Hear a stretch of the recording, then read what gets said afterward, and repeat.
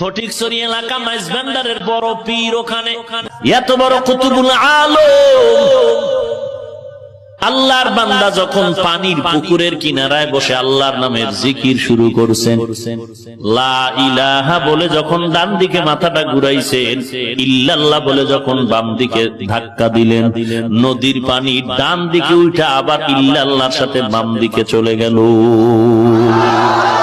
আউলিয়ারা কারে উকবা ইখতিয়ার, জাহেলারা কারে দুনিয়া ইখতিয়ার।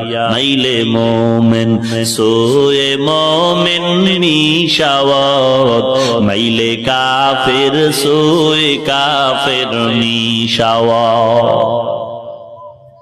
এরে আল্লাহওয়ালার সোহবতের কারণে হাজার না লক্ষ কোটি বান্দা আজ আল্লাহর মারিফতের দরজায় দৌড়াচ্ছে।